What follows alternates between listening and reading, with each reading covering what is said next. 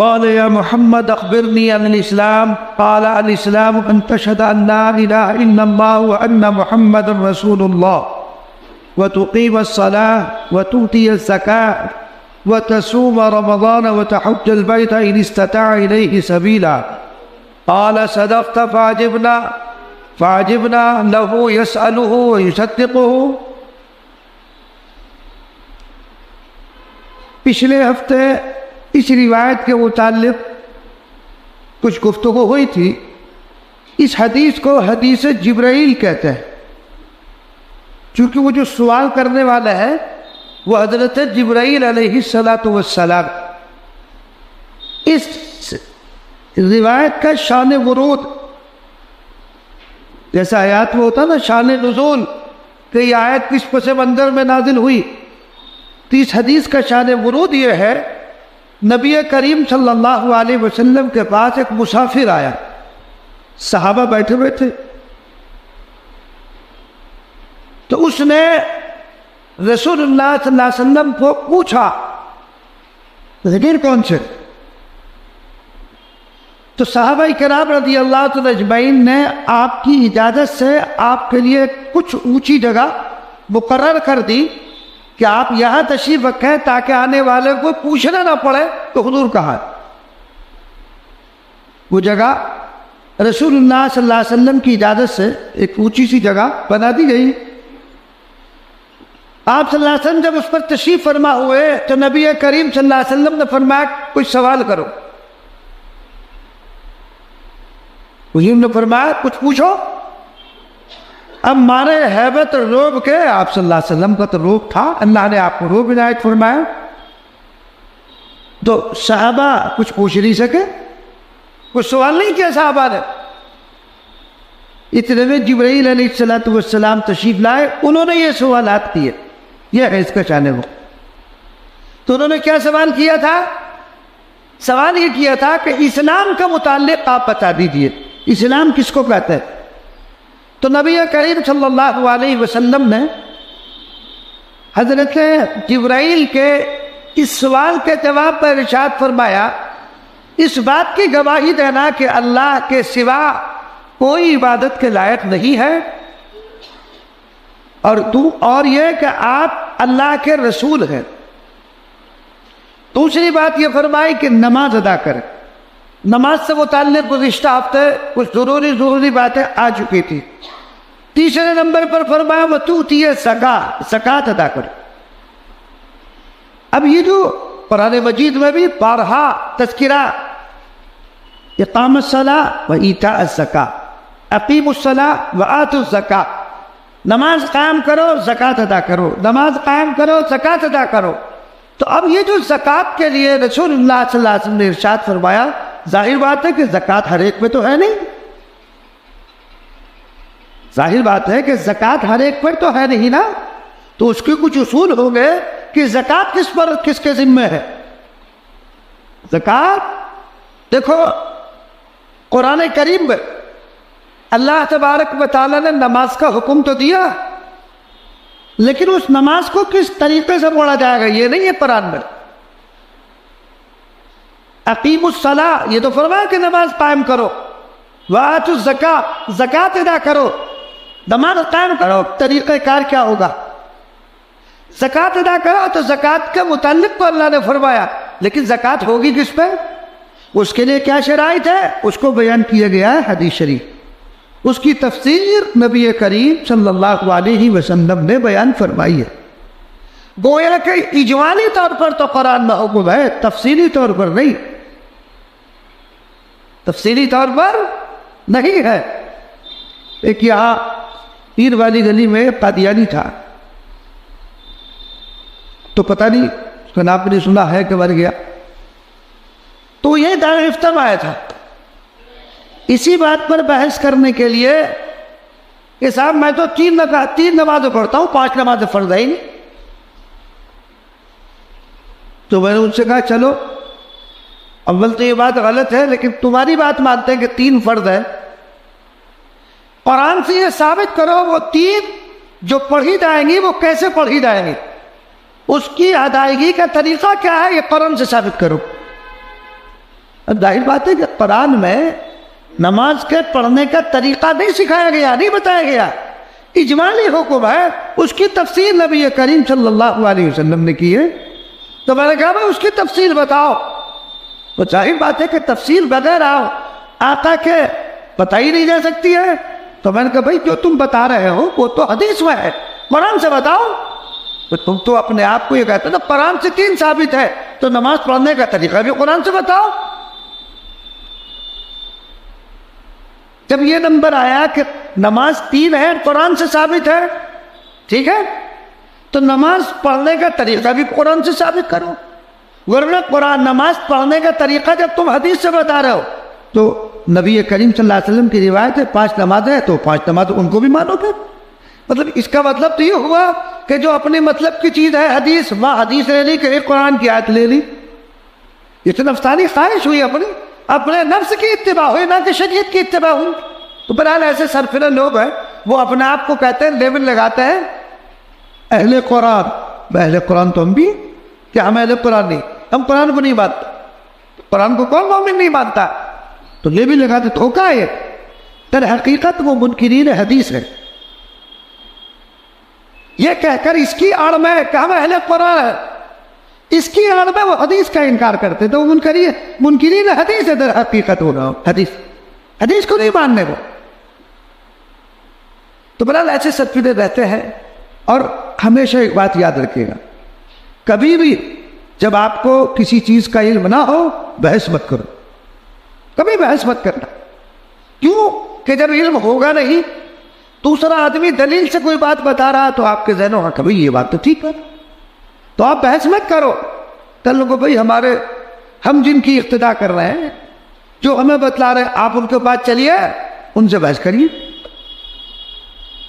حکیم نور الدین، یہ مرزا غلام محمد قادیانی کے خلیفہ، اور یہ پتہ کون ہے؟ حکیم نور الدین وہ شخص ہے جو شاہ عبد الرحیم صاحب رحمۃ اللہ علیہ کے معالج، ان کی خدمت میں رہتے۔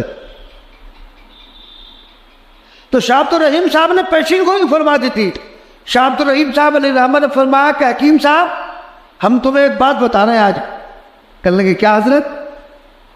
کہ میں تمہیں دیکھ رہا ہوں کہ تم جو ہے مرزا غلام محمد قادیانی سے مناظرہ کر رہے ہیں، اس کے ہاتھ پر بیعت ہو رہے ہیں، اس لیے اس سے کبھی بحث مت کرنا۔ اب صحیح آدمی تھا حکیم نور الدین، حضرت کا وصال بھی ہو گیا، انتقال ہو گیا، قادیانی سے اٹھائے، یہ پہنچ گئے اس سے بحث کر، گفتگو کی، اور اسی کے ہاتھ پر بیعت ہو گیا، پھر اس کے خلیفہ بھی ہو۔ تو اس لیے آدمی کو جب اپنے گھر کا علم نہ ہو، معلومات نہ ہو، تو بحث نہیں کرنی چاہیے،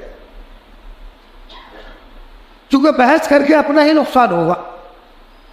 تو بہرحال تو تقیم الصلاۃ، نماز قائم کرو، یہ تو فرمایا۔ پھر اس کے بعد زکوٰۃ دو۔ زکوٰۃ کا طریقہ کار کیا ہے؟ زکوٰۃ کس کو دی جائے گی؟ زکوٰۃ کس پر واجب ہے؟ کن لوگوں کو دی جائے گی؟ زکوٰۃ کہاں خرچ کی جائے گی؟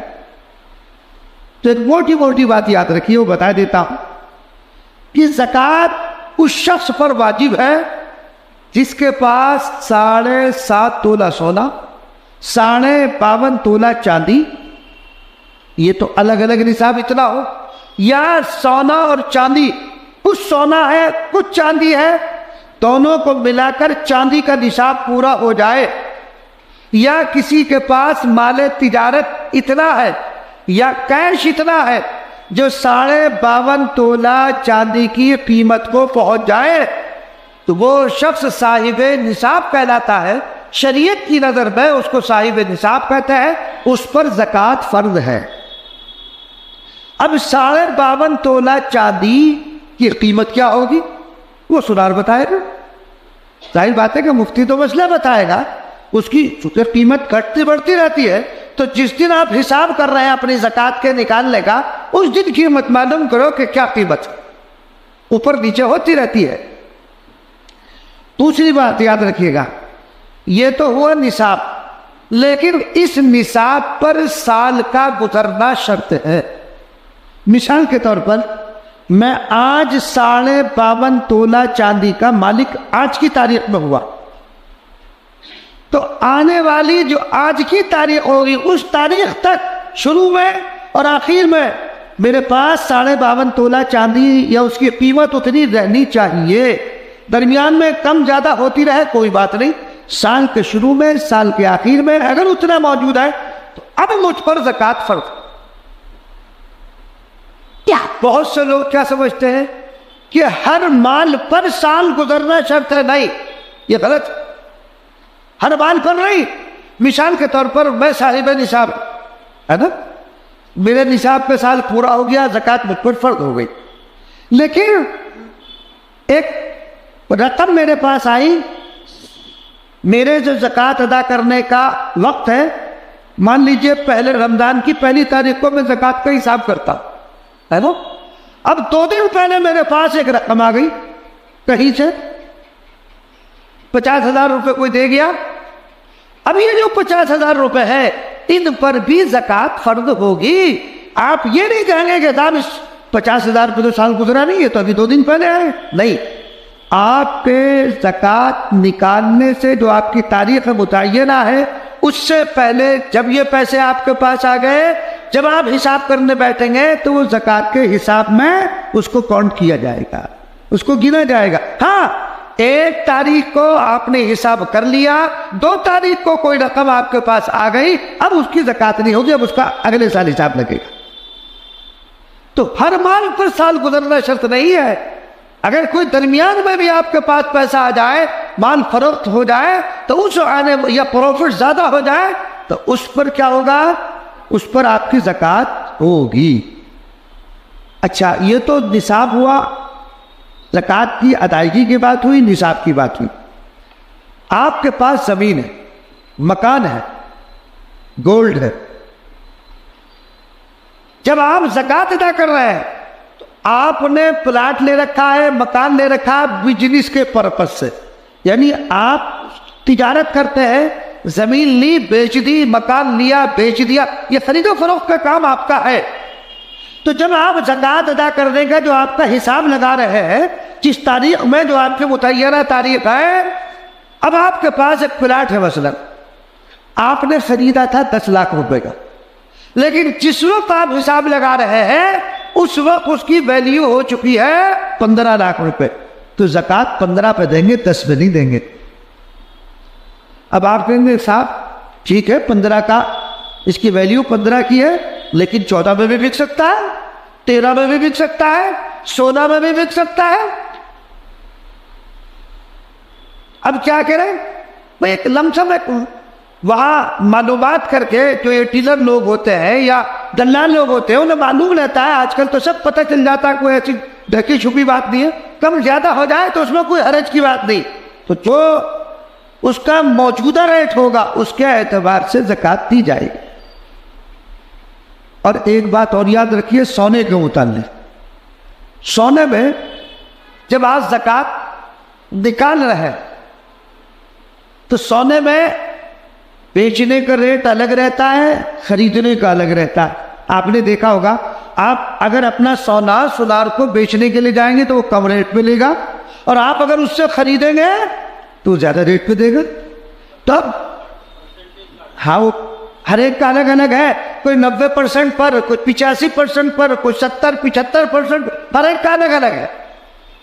وہ کچھ کوالٹی کے اوپر بھی ہے. اس میں 22 کیرٹ کا ہوتا ہے، 24 کیرٹ کا ہوتا ہے سونے کا، یعنی اس کے اندر بھی فرق ہوتا ہے. تو بہرحال ہمیں کی زکوٰۃ جو نکالنی ہے وہ کون سے اس پہ نکالنی؟ دوسرے مفتیان کرام تو یہ کہتے ہیں کہ جو بازار میں جس بھاؤ میں آپ کا بک رہا اس پر زکوٰۃ نکالو، مگر میں کہتا ہوں کہ نہیں، اس پر نہیں نکالنے.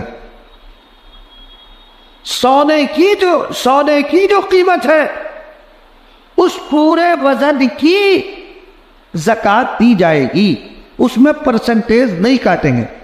کیوں؟ وجہ سنو. ایک سامان ہے آپ نے بنوایا، وہ ہے 2 تولہ کا مثلا، ہے نا؟ تو اس میں 2 تولہ سونا نہیں ہوتا ہے، اس میں کاپر ملا ہوا ہوتا ہے. جو ٹانکے لگتے ہیں نا تو وہ سونے سے نہیں، وہ کاپر سے لگائے جاتے ہیں. اس میں کچھ نہ کچھ، یعنی اگر 8 گرام سونا ہے تو 2 گرام اس کے اندر کاپر ہوگا ملا ہوا. اور مسئلہ یہ ہے کہ جب آپ سونے کی زکات دیں گے تو غالب کا اعتبار ہے، وہ جو 2 گرام کاپر ہے وہ سونے کے حکم میں آ جائے گا. بات آ رہی میری سمجھ؟ جو تو 8 گرام اس کے اندر سونا ہے، 2 گرام کاپر ہے یا کوئی اور چیز ہے مان لیجئے، تو جو 2 گرام ہے، ظاہر بات ہے کہ 2 گرام کاپر کی کتنی قیمت ہوگی؟ 200-400 روپے، اس سے زیادہ تو آئے گی، لیکن 2 گرام سونے کی قیمت بہت ہوگی. تو چونکہ اس میں اعتبار غالب کا ہوتا ہے، کاپر کم ہے سونا زیادہ ہے، تو وہ کاپر بھی سونے کے حکم میں آ جائے گا. تو لہذا ہم پورے 1 تولہ کی زکات دیں گے، اس میں سے کچھ کم نہیں کریں، گھٹائیں گے نہیں، 75% یا 90% پہ یا 85% پہ نہیں. آپ بیچ نہیں رہے. ہاں اگر آپ نے زیور کو بیچ دیا اور آپ کے ہاتھ میں رقم آ گئی، اب رقم پر زکات ہوگی جتنی بھی، چاہے وہ جتنے کا بھی بکے، 50% پہ بکے، 40% پہ بکے، جتنا بھی بکے، جب آپ کے پاس رقم آ گئی تو اب زکات اس رقم پہ لگے گی. لیکن جب سونا آپ کی ملکیت میں ہے تو جو سونے کا مارکیٹ کا ریٹ ہوگا، یہ الگ بات ہے کہ پرانا سونا، نیا سونا، کیرٹ کے اعتبار سے اس میں جو فرق ہوگا اس فرق کا تو لحاظ کیا جائے گا. لیکن زکات جو دی جائے گی وہ پورے وزن کی دی جائے گی. بات آگے سمجھ میں؟ اس میں آپ دیکھیں گے موتیاں بھی لگی ہوتی تو موتیاں نہیں جوڑیں گے. موتی جو ہوتے ہیں نا وہ موتی نہیں جوڑا جائے گا. زیور چاہے استعمالی ہو چاہے گھر کے اندر رکھا ہوا ہو، سب پہ زکات ہوگی. میں فتویٰ یہی دیتا ہوں، ہمارا دارالفتہ سے یہ فتویٰ دی جاتا ہے کہ اس پر جتنا وزن ہے پورے وزن پر آپ کو زکات ادا کرنی ہے. 3 باتیں ہو گئی. اب چوتھی بات کا نمبر آتا ہے کہ ہم زکات دے کہاں. یہ تو ہوئی نصاب کی بات کہ ہم پر اتنا نصاب ہے، ہم پر زکات فرض ہو گئی. اب ہم اس زکات کو ادا کہاں کریں؟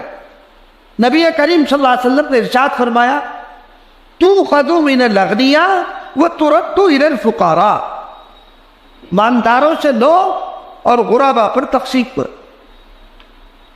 مالداروں سے لو، غربا پر تقسیم کرو. ان زکات کے جو اصلاً اولاً مستحق ہے وہ کون ہے؟ نمبر 1 پر جو مستحق ہے وہ آپ کے رشتہ دار ہیں، اور رشتہ داروں میں بھی جو زیادہ قریب ہے وہ سب سے زیادہ مستحق. مثلاً آپ کا بھائی ہے، آپ کی بہن ہے، اگر یہ غریب ہیں، کمزور ہیں، مستحق ہیں، تو آپ زکات ان کو دو. اس میں دوہرا اجر ملتا ہے، اس میں اجر دوہرا ملے گا. کیوں؟ ایک تو زکات کی ادائیگی کا اور ایک رشتہ داری کا.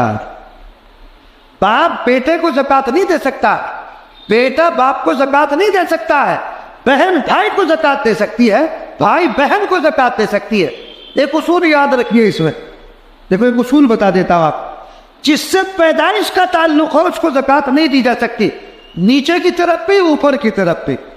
نیچے کی طرف بیٹا، بیٹی، پوتا، پوتی، پڑپوتا، پڑپوتی، یہ نیچے تک چلے جاؤ. ایسے اوپر چلے جاؤ، باپ، دادا، پردادا، لکڑ دادا، سکڑ دادا، دادی، پردادی، لکڑ دادی، سکڑ دادی، چکر دادی، اوپر تک پہنچاؤ. یہ اصول یاد رکھ. جس سے پیدائش کا تعلق ہو نیچے کی طرف اوپر کی طرف چلے جاؤ، ان کو زکات نہیں دی جا سکتی. بھائی بہن کو زکات دی جا سکتی ہے، چچا کو زکات دی جا سکتی ہے، بھتیجے کو زکات دی جا سکتی ہے. سمجھ گئے؟ ان کو زکات دے سکتے ہیں. بیوی شوہر کو زکات نہیں دے سکتی. اب آپ کہیں گے صاحب بیوی کا کوئی پیدائش کا تعلق تو ہے نہیں، شوہر بیوی کو زکات نہیں دے سکتا. ارے بھائی شوہر کا خرچہ کس کے ذمہ ہے؟ بیوی کا ذمہ ہے. بیوی کو زکات دے گا تو وہ تو اپنے ہی خرچے میں آ گئی. بھائی بیوی کے سارے حقوق کی ذمہ داری تو شوہر پر ہے، اس کو بھی زکات نہیں دی جا سکتی ہے. تو نمبر 1 پر زکات کس کو ہے؟ اپنے رشتہ دار قریبی. ترتیب بار شروع کرو. نمبر 1 پر مدرسے والے نہیں ہے، یاد رکھنا. نمبر 1 پر اپنے رشتہ دار، پہلے ان کو دیکھو. پھر ترتیب بار ہے اپنے رشتہ دار، خاندان میں، محلے میں، اپنے شہر میں. سمجھ گئے؟ اور پھر مدارس میں. تو آگے نا رشتہ داروں میں، محلے میں تو پڑوسی آئے گا. تو محلہ, شہر, مدرسہ جو آپ کے جو پڑھنے والے ہیں. لیکن ایک بات یاد رکھیے گا,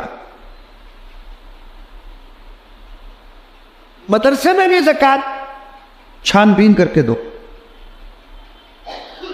کیوں؟ اس لیے کہ اس میں فراڈ بہت ہو گیا.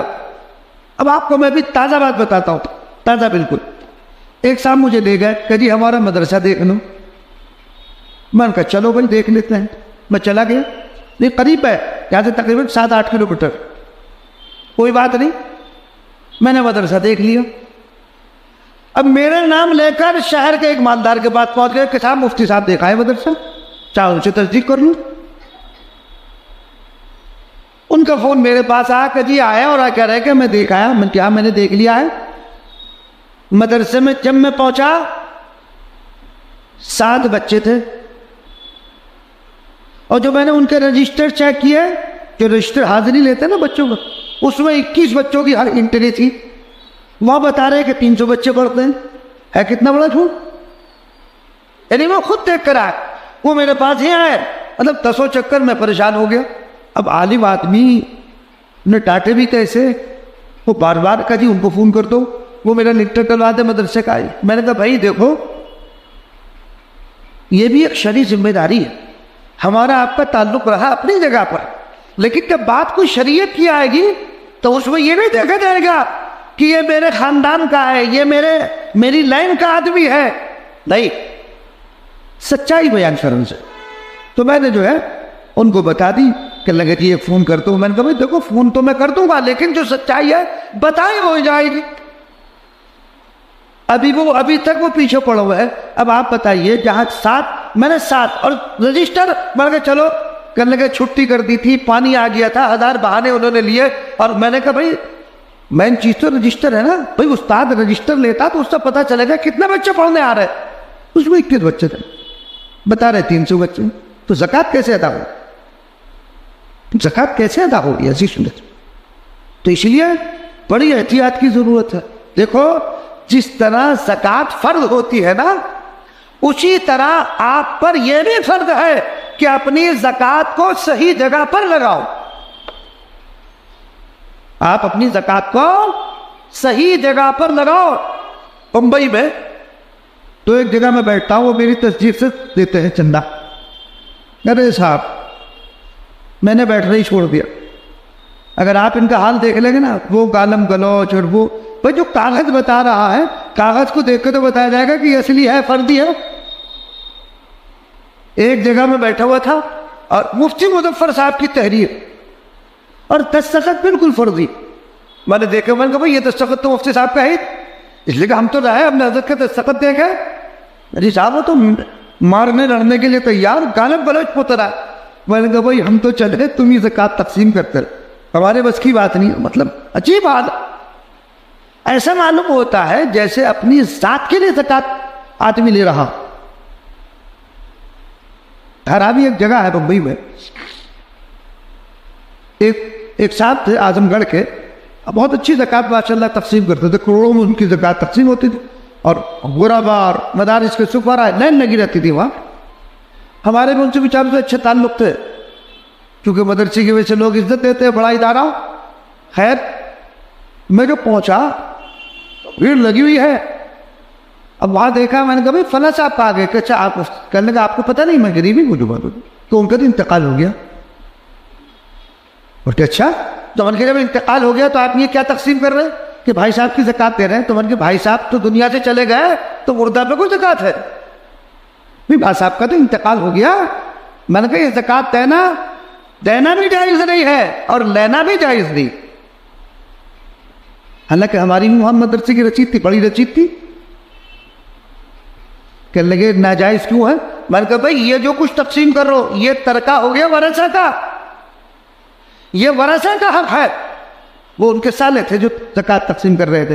میں نے کہا ہاں تقسیم کرنے کے بعد آپ اپنی بہن کی زکوٰۃ نکال سکتے ہیں, لیکن ان کی جو اولاد ہے وہ ابھی نابالغ ہے, تو ان کی زکوٰۃ, ان کو جو زکوٰۃ ہے ہی نہیں, ان کی طرف سے آپ تقسیم کریں گے تو آپ گنہگار ہوں گے, اور جتنی آپ نے اب تک تقسیم کر دی ہے وہ آپ کو اپنی جیب سے بھرنی پڑے گی. کہنے لگے میں نے تو کوئی میں نے تو اچھا کام کیا. میں نے کہا اچھا نہیں, گناہ کا کام کیا آپ نے, مسئلہ کیوں نہیں پوچھا. بہو نے رجسٹر بند کر دیا, مجھے گاڑی میں بیٹھا اور کرلا لے گیا بہت دور ہوٹل میں ایک جگہ, وہاں چائے چوئی پی, پھر اس نے تفصیل سے مجھ سے مسئلہ پوچھا. وہ کیفیت, وہ منظر مجھے یاد ہے. جتنی گالیاں میں نے سنی ہیں وہ مجھے پتا.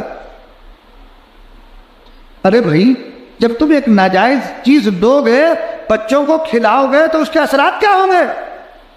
اس کے اثرات تو ویسے ہی مرتب ہوں گے نا. وہ گالیاں سنی میں نے, مجھے دیتے رہو.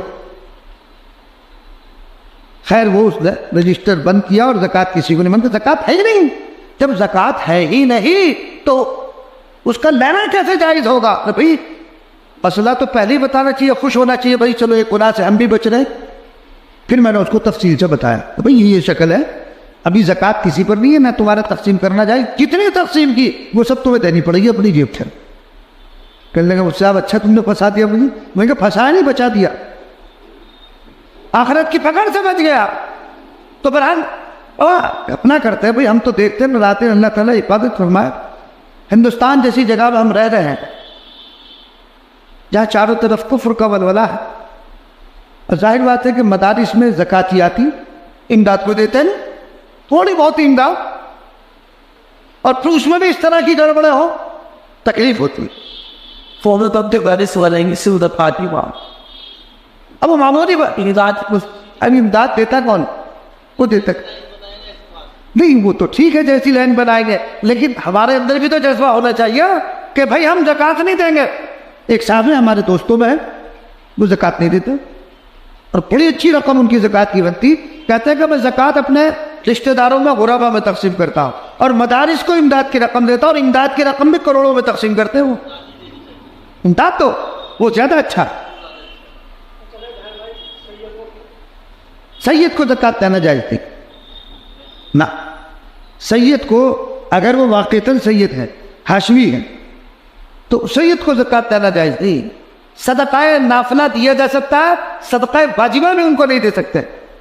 اگرچہ بعض علماء نے اجازت دی ہے, لیکن ہمارے مذاہب کا جو فتویٰ ہے وہ یہی کہ سید کو زکوٰۃ نہیں. یہ میل کچیل ہے, میل کچیل رسول اللہ صلی اللہ علیہ وسلم کے جو اہل خاندان ہیں ان کو نہیں کھلائے جائے گا. بھی ہم خود سوچیں, مسئلہ تو ہے اپنی جگہ پر, لیکن اپنے دماغ سے خود سوچیں کہ جن کا جو رسول اللہ صلی اللہ علیہ وسلم کے خاندان سے جو ایک سلسلہ ہے, جو تعلق رکھتے ہیں, ہم انہیں کیا کیا دیں؟ یہ اچھی بات ہے, ہم انہیں میل دیں, میل کھلائیں, ان کو اچھا مال دو. ہاں ان کے لیے الگ سے ہونا چاہیے, وہ عزت دینا چاہیے. بالکل بالکل بالکل ہونا چاہیے. میں اس پر ایک واقعہ سناؤں آپ کو. جنید بغدادی رحمۃ اللہ علیہ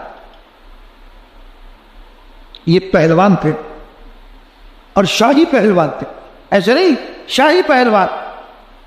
تو ایک دن آپ نے دیکھا ہوگا دنگل ہوتا ہے, اکھاڑے میں اترے, اعلان ہو رہا تھا کوئی مقابلے کا ہے. جنید بغدادی, ایک شخص آیا دبلا پتلا, لوگ دیکھتے ہنس رہے کہ یہ تو جنید بغدادی کا تھپڑ کا نہیں, یہ کشتی لڑے گا. کوئی بات نہیں, اعلان ہو گیا, اکھاڑے میں اتر گئے.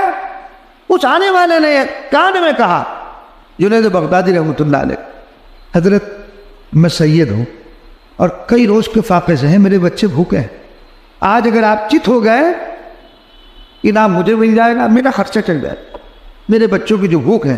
بس یہ جملہ دل پہ ایسا لگا جنید بغدادی رحمۃ اللہ علیہ, ایسا اثر کیا وہ جملہ دن پر.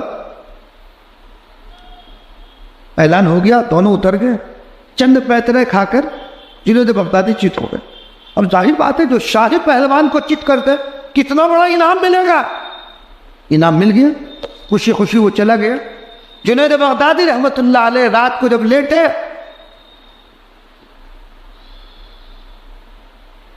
تو خواب میں رسول اللہ صلی اللہ علیہ وسلم تشریف لائے.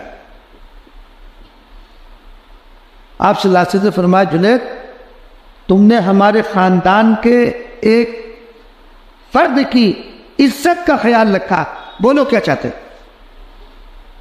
کتنی بڑی بات, گویا کہ اپنی عزت کو انہوں نے داؤ پہ لگایا.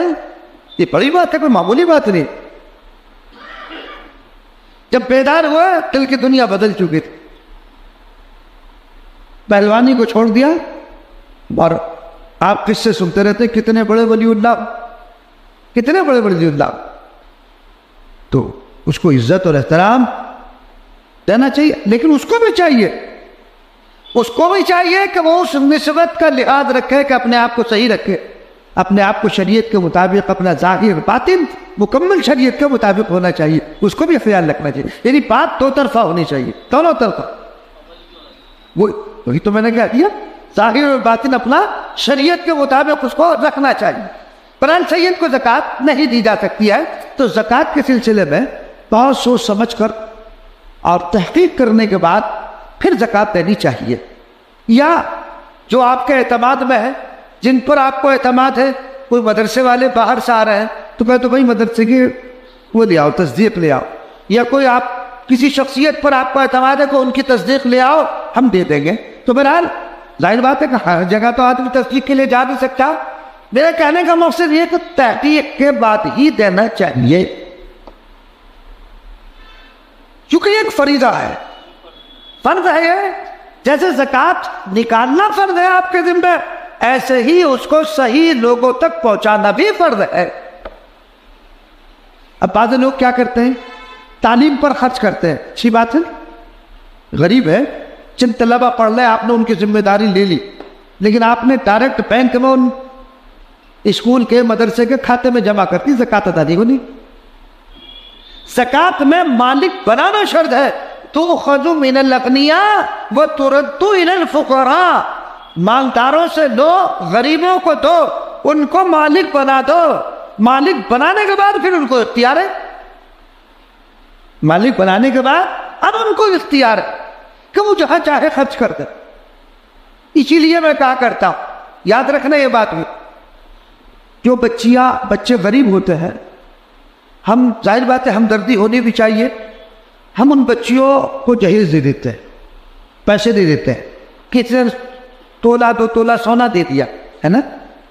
اگر اس بچی کی ملکیت میں 52.5 تولہ چاندی یا اس کی مقدار روپیہ پہنچ چکا ہے، سونا یا چاندی دونوں ملا کر اتنا روپیہ اگر اس سے پہنچ چکا ہے، مثال کے طور پر میں نے اس کو 50,000 روپے دے دیے ہے نا، وہ 50,000 اس کے ہاتھ میں ہے، آپ نے بھی 50 دے دیے، تو آپ کی زکوٰۃ ادا نہیں ہوگی. اس لیے کہ جب 50 آ گئے بھی ہاتھ میں ہی ہے، وہ خرچ نہیں ہوئے، تو وہ تو خود صاحب نصاب ہو جائے گی، خود صاحب نصاب بن جائے گی. اس لیے اگر آپ دو گے دوسرا آدمی دے گا تو زکوٰۃ ادا نہیں ہوگی. اس کا طریقہ یہ ہے، ہم مثال کے طور پر 10 آدمی، ہم 10 لیں، 55,000 10,000 1 لاکھ روپے اکٹھا کر کے 1 لاکھ پورا اس کے ہاتھ میں دے دیا، زکوٰۃ ادا ہو جائے. اگر اس کے پاس اتنا پیسہ ہاتھ میں ہوگا جو جس سے صاحب نصاب یعنی 52.5 تولہ چاندی کی ملکیت کی وہ مالک ہو جائے، پھر کوئی دوسرا آدمی پیسے زکوٰۃ کے دے گا تو اس کی زکوٰۃ ادا نہیں ہو، ہے نا. غیر مسلم کو زکوٰۃ دینا جائز نہیں، اگر دے دی تو زکوٰۃ ادا نہیں ہوگی. ہاں صدقہ نافلہ دے سکتے ہیں. صدقہ نافلہ سے مراد کیا؟ روز مرہ میں جو آپ کا روٹین ہے نا کہ روزانہ آپ صدقہ دیتے ہیں غریبوں کو تاکہ بلائی ٹل جائے، وہ صدقہ تو غیر مسلم کو بھی دیا جا سکتا ہے، لیکن زکوٰۃ یا واجبی صدقہ وہ نہیں دیا جا سکتا. اب یہ واجبی صدقہ کون سا ہے؟ مثلا میں نے یہ کہا کہ میرا یہ جو کام ہے، میرا یہ آرڈر فائنل ہو گیا اور یہ نکل گیا اور میرا یہ مال پک گیا، یا میرا فلاں لڑکا بیمار ہے وہ اگر صحیح ہو گیا، میرا بچہ امتحان دے رہا وہ اس میں کامیاب ہو گیا تو میں اتنے پیسے دوں گا، مسجد میں دوں گا، اللہ کے راستے میں، یہ واجب ہو گیا اس کے ذمہ. یہ والا پیسہ یہ اس کے ذمہ واجب ہو گیا، صدقہ واجبہ کہا جاتا ہے اس کو. یہ نہیں دے سکتے ہیں غیر، یہ ہر ایک کو دیا جائے گا. ٹھیک ہے نا. تو یہ موٹی موٹی باتیں ہیں جو آپ کو بتا دی گئی ہے. اچھا ایک بات اور وضاحت کر دوں آپ کے علم میں، آپ نے سنا ہوگا تملیغ ہے نا، یہ مدرسے والے بھی تملیغ کر لیتے ہیں پھر جائز ہوئی. تملیغ ہے کیا چیز؟ یہ تملیغ کیا چیز ہے؟ تملیغ کا لغوی معنی آتا ہے مالک بنانا. زکوٰۃ آپ کی جب تک ادا نہیں ہوگی جب تک آپ غریب کی ملکیت میں نہیں دو گے. بھائی مالک بنانا تو شرط ہے، بغیر ملکیت کی زکوٰۃ کیسے دو؟ ابھی جو مسئلہ بتایا میں نے، اگر آپ نے کسی کو جو ہے بیمار ہے مثلا ایک آدمی بیمار ہے اور آپ اس کا جو ہے بل لے کر اور آپ خود جمع کرائے ڈاکٹر کے پاس، یہ پیسے اس بل کا ہے، اس مریض کا ہے، تو آپ کی زکوٰۃ ادا نہیں ہوگی۔ آپ کی زکوٰۃ، اگر آپ نے اس بل کی پیمنٹ اس کی ملکیت میں دیے بغیر یا اس کا وکیل بنائے بغیر آپ نے ڈاکٹر کو پے کر دیا تو آپ کی زکوٰۃ ادا نہیں ہوگی۔ اس کی شکل ہے، اس کی شکل یہ ہے، اس کی کوئی اولاد ہو یا اسی کو کہ بھئی یہ پیسہ ہے، یہ رکھو اور اپنی بیماری پر خرچ کر، وہ پھر آپ کو دے دے کہ بھئی آپ ہی خرچ کرتے رہیے، موقع پہ موقع جیسا ہوگا اب آپ خرچ کر دیں، کوئی حرج نہیں۔ تو اس طرح تو مدرسے میں زکوٰۃ پھر سسٹم غلط ہو گیا، تو مدرسے پہ تو ذمہ داروں کو دیے جا۔ وہی تو بتا رہا ہوں، ابھی وہی آ رہا ہوں، وہی تو سن لو، پہلے پوری بات سن لو، آدھی نہ سنیو پھر بات وہ باہر جا کے کہو۔ تو مطلب کیا بات کہ مالک بنا دے، تو جب آپ نے مالک بنا دیا، مثلا مدرسے میں کھانا بنتا ہے، یہ جو غریب طلبہ ہیں ان کے لیے، جب ان کے پاس چلا گیا مالک ہو گئے تو مالک ہونے کے بعد زکوٰۃ ادا ہوگی۔ یہی وجہ ہے، آپ نے دیکھا ہوگا بہت سے مدرسوں میں وہ بیٹھ کر کھلانے کے سسٹم ہے نا۔ اگر وہ کھانا زکوٰۃ کے پیسے سے کھلایا جا رہا ہے تو آپ اس کو یہ نہیں کہہ سکتے یہی بیٹھ کے کھانا ہوگا، یہاں سے نہیں لے جا سکتے، تو وہاں ملکیت کا ہوں۔ کوئی مالک کا مطلب تو یہ ہے کہ میں اس چیز کا مالک ہو گیا، اب میں چاہے اپنے پاس رکھوں، گھر لے جاؤں، کہیں بھی لے جاؤں، آپ اس پر پابندی نہیں لگا سکتے۔ اب آئی بات سمجھ میں؟ تو اس لیے اس میں مالک بنانا ضروری ہے، یہی وجہ ہے۔ آپ نے دیکھا ہوگا کہ بچوں نے کھانا لیا اور کھانا لے کے بیچ دیتے ہیں، وہ اس لیے کہ وہ مالک ہو گیا، جو چاہے کرے۔ وہ ایک الگ بات ہے کہ مدرسے کا جو ایک نظام ہے اس نظام کے تحت میں بیچنا مناسب نہیں، لیکن شرعی طور پر اگر وہ بیچا تو ٹھائی سے وہ مالک ہو گیا، وہ مالک ہو گیا۔ ابھی جو تبلیغ کرائی جاتی ہے اس کا طریقہ سنو۔ کسی طالب علم کو یہ کتاب میں نے دے دی کہ بھائی آپ یہ ہم نے آپ کو دے دی، آپ اس کے مالک ہیں، جو چاہے کریں، ٹھیک ہے، آپ مالک ہو گئے، آپ کی ملکیت میں پہنچ گئی، اب آپ جا بھی سکتے ہیں، اپنے پاس رکھ بھی سکتے، کوئی باہر روک نہیں سکتا ہوں آپ کو۔ آپ نے کہا ٹھیک ہے میں مالک ہو گیا ہوں اس کا، اب آپ اپنی طرف سے کہ میں اپنی طرف سے یہ چیز مدرسے میں دیتا، سمجھ گئے؟ لیکن یہ ضروری ہے کہ دونوں طرف ملکیت کا تصور ہو۔ میں یہ سوچوں کہ میں نے مالک بنا دیا، میرے اختیار ختم، اور آپ بھی یہ سوچے کہ بھائی ہاں میں مالک بن گیا، آپ اگر اٹھ کے جانے لگے تو مجھے کوئی تکلیف نہ ہو کہ بھئی تو ان کی، جب ان کو دے دے گا مالک ہو گئی۔ اور اگر مجھے یہ ہو کہ یہ لے کے نہ بھاگ جائے، کہیں چلا نہ جائے، گھیر کے بیٹھ جاؤ، اسے دے دیا 1 لاکھ روپے اس کے ہاتھ میں آیا، وہ کہنے لگا چیز جزا کرنا پڑی ہوئی تھی، وہ چلنے لگا تو سب کہنے لگا کہاں جانا بھائی، تو مدرسے کا مال ہے تو زکوٰۃ ادا ہوگی۔ پھر وہ تملیغ کا ہوئی۔ تملیغ کا مطلب ہے مالک بنا لینا، میں نے آپ کو دے دیا، اب میرا اختیار مکمل ختم، مکمل ختم، تب آپ کی زکوٰۃ ادا ہوگی۔ ایک جگہ میں پہنچا، دیکھا میں، وہ پتہ کیا کہا کہ دھر دے، وہ کہتے زکوٰۃ کہ دھر دے، وہ نہیں، وہ کہہ رہا قرضہ کہ زکوٰۃ، دھر دے قرضہ، دھر دے قرضہ، دھر دے، یہ کیا ہو رہا، دھر دے قرضہ، دھر دے، یہ کیا ہے؟ کہ لگے تبلیغ ہو رہی، میں کہتا یہ مذاق ہے، یہ تو شریعت کا مذاق ہے، کھلواڑ ہے، یہ کیا ہوگا؟ یہ کوئی تبلیغ ہو رہی ہے، اسے کوئی تبلیغ کہتا ہے، یہ تبلیغ نہیں ہے۔ اس لیے میں نے کہا کہ تحقیق کر کے تھے بہت گڑبڑ ہو چکی ہے، اللہ تعالیٰ حفاظت فرمائے۔ جتنے ہم واقف ہیں اتنے آپ واقف نہیں ہو ان سب چیزوں سے، ہم چونکہ رات دن دیکھتے رہتے ہیں، واسطہ ہمارا رہتا ہے، بٹن لگتا ہے، اللہ تبارک و تعالیٰ حفاظت فرمائے آپ کی بھی ہماری بھی۔ بہرحال تو اب زکوٰۃ تھا، یہ زکوٰۃ تو جو موٹے موٹے مسائل تھے، یہ تو بہت سارے مسائل ہیں، یہ تو موٹی موٹی چیزیں تھیں، میں نے آپ کو بتاتی ہیں۔ کوئی مسئلہ پوچھنا ہو کسی کا تو پوچھ سکتے ہیں۔ وہ تصوم رمضان، رمضان کے روزے، ظاہر بات ہے کہ رمضان کے جو روزے ہیں وہ بھی فرض ہے، کس پر؟ جو بالغ ہو۔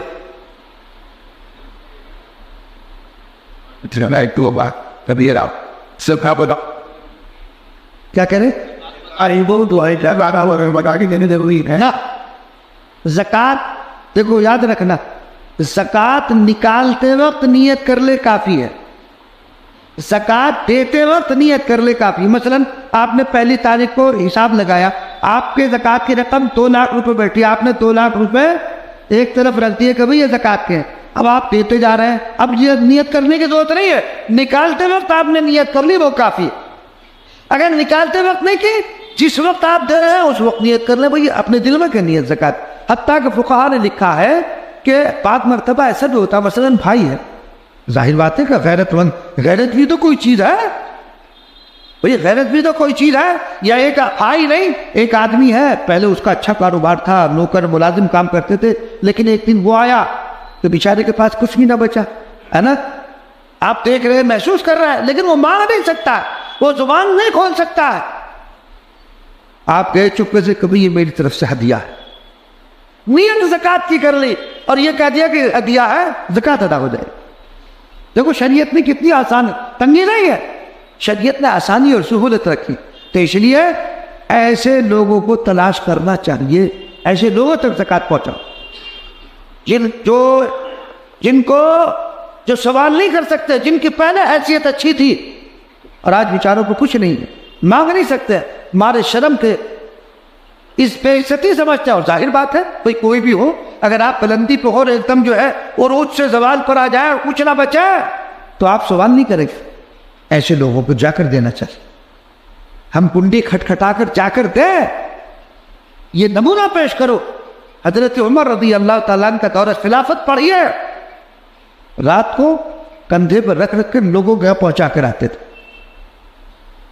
ہمیں بھی چاہیے کہ تحقیق کر کے جو مستحق ہے ان تک پہنچا کر کے آؤ، خاموشی سے رات میں پہنچا دو، کسی کو پتہ نہ چلے۔ لیکن آج کل شو بازی بہت ہو گئی، اتنا کریں گے اتنا بتائیں گے، شو بازی نہیں، اخفاء کے ساتھ خاموشی کے ساتھ پہنچا دو، اور پھر اس کا تذکرہ مت کرو کہ ہم نے فلاں کا تعاون کیا، ہم نے فلاں کا تعاون کیا۔ لا تبطلوا صدقاتکم بالمن والأذى، اپنے صدقات کو جتلا کر، لا تبطلوا صدقاتکم بالمن والأذى، جتلا کر تکلیف پہنچا کر باطل مت کرو، جتلا دیا تو ختم ہو گیا، جتلاؤ مت۔ ٹھیک ہے، اللہ نے آپ کو ہمت دی ہے تو ایسے لوگوں کو تلاش کرنا چاہیے، اور ایسا نہیں کسی محلے میں کتنے لوگ ایسے ہیں، میں جانتا ہوں ان کو، تو بیچارے مانگ نہیں سکتے ہیں، مستحق ہے زکوٰۃ کے، لوگ جا کر دیتے ہیں، خاموشی دے دو، کیوں کسی کی عزت سے کھلواڑ کرو؟ اور یہ بتانے کی بھی ضرورت نہیں جب یہ کہ بھائی چپ کرتے ہدیہ آئے آپ کا ہدیہ ایک بار نہیں دے سکتے، آپ زکوٰۃ دے گئے۔ اس کی شکل ترتیب یہ بھی بنا سکتے ہیں آپ، مثال مثلا ایک آدمی کا بڑا کاروبار ہے، کروڑوں میں زکوٰۃ نکالتے نا، دل ہلتا آدمی کا، ہاں اس کی شکل ایک یہ ہے، آپ پورے سال زکوٰۃ دیتے رہو، تھوڑی تھوڑی جتنی بھی، اس کو لکھتے رہو۔ جب آپ زکوٰۃ کا حساب کرنے بیٹھے، آپ کی زکوٰۃ مثال کے طور پر 2 لاکھ بیٹھتی ہے، اب آپ نے جو ادا کر دیا پورے سال میں، دیکھو میں نے کتنے دے دی، آپ نے مثال کے طور پر 1,60,000 دے دیے تھے، اس کو مائنس کر دو 40 دے دو، تو آدمی کو سہولت بھی ہو جاتی۔ لیکن صاحب میں نے بمبئی میں دیکھا جذبہ، اوہ نوجوان طبقہ کروڑوں کروڑوں کی زکوٰۃ نکلتی ہے اور بڑی خوشی سے دیتے۔ ہمارے ہاں تو حال یہ ہے 10 روپے بڑی مشکل سے نکلے، اور کھانا جی دوسرے کی اگر ترغیب مقصود ہو کہ تاکہ دوسروں کو رغبت ہو وہ بھی زکوٰۃ دے تو دکھلا کر دے سکتے ہیں، ہاں ترغیب کے لیے، ترغیب کے طور پر، مگر دل پر قابو رہنا چاہیے پھر، ہاں دل میں ذرا سا بھی یہ نہ آ جائے، دکھلاوا نہ آ جائے، ریا اگر آ گیا، کیونکہ یہ بڑا عجیب اور بڑا کٹھن مسئلہ ہے، ایسا نہیں آدمی زبان سے کہتا ہو تو بڑا آسان لگتا ہے، لیکن جب دیتا ہے نا اور 50 آدمی لینے والے اس کے پاس آتے ہیں تو دل میں آ ہی جاتا ہے کہ وہ لوگ میرے پاس آ رہے ہیں، میں بڑا آدمی ہو گیا ہوں، ہے نا، میں دینے والا، ہاں تو اس لیے اس دل کی نگرانی میں رکھو کہ ہم دے رہے ہیں اللہ کے لیے، وہ جانے اور اس کا معاملہ ہمارا معاملہ۔ بہرحال تو رمضان کے روزے بالغ پر فرض ہیں، نابالغ ہے تو اس پر نہیں، یا اگر آدمی رمضان میں سفر کر رہا تو مسافر پر بھی نہیں۔ سفر شرعی، مثلا سفر شرعی یہاں سے دلی جا رہے تھے، سفر شرعی 78 کلومیٹر، 78 کلومیٹر اگر آپ کا سفر ہے تو شریعت نے گنجائش دی ہے اگر آپ نہ رکھیں تو کوئی حرج کی بات، رکھ لیں گے تو آپ کو مزید ثواب ملے گا آپ کو۔ اگر کوئی شخص رمضان کا روزہ جان بوجھ کر توڑ دیتا ہے تو 60 روزے رکھنا پڑیں گے۔ ہاں تو قصر نماز بھی اتنی میل پہ ہے؟ ہاں اتنے پہ دونوں کو برابر ہی ہے۔ 78 ہاں 78 کلومیٹر، بعض نے 80 کہا ہے، تو 78-80 وہ کوئی زیادہ فرق نہیں ہے۔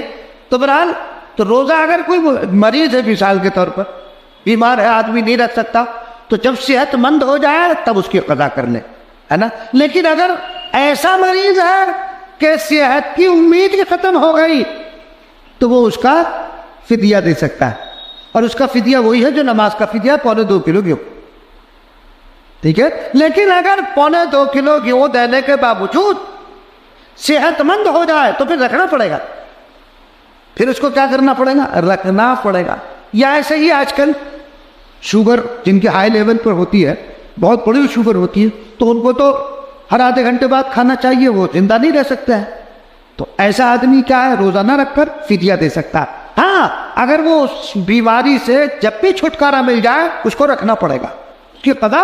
اور اگر وہ آخر تک نہ رکھ سکا، نہ فدیہ دے سکا، تو اس کے ذمے وصیت کرنا واجب ہے کہ بھئی اتنے رمضان کے روزے میرے ذمے فرض ہے، اگر میرا انتقال ہو گیا اور روزے میرے ذمے رہ گئے تو اس کا فدیہ دے دینا، تو فدیہ دیا جائے گا، اس کے ذمے کیا ہے، وصیت کرنا واجب ہوگی۔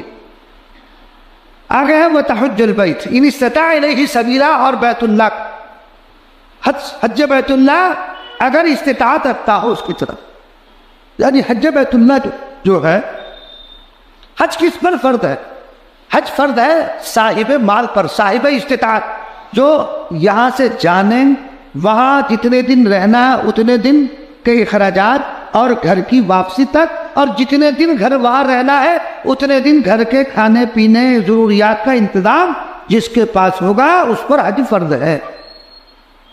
اب لوگ یہ کہتے ہیں کہ صاحب ہم پہ حج تو فرض ہے، لیکن بڑا فرض یہ ہے کہ 3 لڑکیاں ہیں، اگر حج کرائے تو لڑکیوں کا کیا ہوگا؟ اس کی وجہ سے حج میں تاخیر کرنا گناہ ہے۔ کیوں؟ اس لیے کہ شریعت نے نکاح میں خرچ رکھا ہی نہیں، یہ تو ہم نے بڑھا رکھے آلتو فالتو خرچ، شریعت نے نہیں رکھا، تو اس لیے اس کی وجہ سے حج کو مؤخر کرنا گناہ ہو۔ حج سے فارغ ہو جاؤ، لڑکیوں کا انتظام بھی اللہ کرے۔ لیکن یہ جو آپ نے لوازمات بڑھا رکھے ہیں، یہ آپ کے اور میرے پیدا کرتے ہیں، اللہ نے نہیں کہا، رسول اللہ صلی اللہ علیہ وسلم نے نہیں کہا کہ تم جو حال ہی میں جا کر کرو، 10,000 آدمیوں کی دعوت کرو، 2-4 تولہ سونا دو، اتنا زیور دو، اتنا جو ہے سامان جائز، یہ شریعت نہیں، یہ تو ہماری اور آپ کی پیدا کردہ رسومات ہے جس کی وجہ سے ہم خود پریشان۔ تو صاحب استطاعت اس کو کرتا ہے، اس پر حج فرض ہے۔ اگر کوئی صاحب استطاعت، ایک آدمی پر پیسہ تو ہے لیکن ایسا معذور ہے کہ جا نہیں سکتا، چل نہیں سکتا، تو حج بدل کر اپنی طرف سے کسی اور کو نائب بنا کر بھیج دے۔ جو نائب جا رہا ہے بہتر اور افضل یہ ہے کہ اس نے حج کر رکھا ہو، لیکن جس نے حج نہیں کیا ہے اور اس پر فرض بھی نہیں ہے، ایسے آدمی کو حج بدل کے لیے بھیج رہا تو جائز وہ بھی، اس کو بھی بھیجا جا سکتا ہے، لیکن بہتر اور افضل وہ ہے جو حج کر کے آ چکا ہو، تاکہ ایسی غلطی نہ کرے کہ تم پہ تم کرتا پھر اس کے ذمہ ڈالے سارے تم، کہ بھیجنے والے کا دم نکل جائے، ایسا نہ ہونا چاہیے۔ تو حج بدل، اور اگر وہ آخر تک حج نہ کر سکے تو اس کے ذمے وصیت کرنا واجب ہے کہ میرے اوپر حج فرض ہے، میرا اگر انتقال ہو گیا اس بیماری میں تو میری طرف سے حج کرا دینا۔ لڑکا بھی کر سکتا ہے، لڑکی بھی کر سکتی ہے، بیوی بھی اس کی طرف سے جا سکتی ہے، مطلب یہ ضرور ہے کہ مرد کے بدلے مرتے جائے گا، عورت بھی جا سکتی ہے، لیکن حج کیا ہے؟ فرض ہے، یہ اسلام کا اہم ترین رکن ہے۔ قال صدقتا، جو سائل تھے نا جبرائیل علیہ السلام نے کیا کہا؟ آپ نے سچ کہا۔ صحابہ کو حیرت ہوئی، یہ عجیب سائل ہے، سوال بھی کرتا ہے تصدیق بھی کرتا ہے۔ قال صدقتا فواجبنا لہ، ہم کو تعجب ہوا اس سے، یہ سالو ہو صدقو، کہ سوال بھی کرتا ہے اور تصدیق بھی کر رہا ہے، کہ عجیب و غریب سائل ہے، یہ ہے کون؟ وہ آگے آ رہا، باقی انشاءاللہ آئندہ۔ قال فاخبرنی عن الایمان، انشاءاللہ آئندہ۔ اللہ تبارک و تعالیٰ جو باتیں کہیں گئی ہیں ہم سب کو کرامت توفیق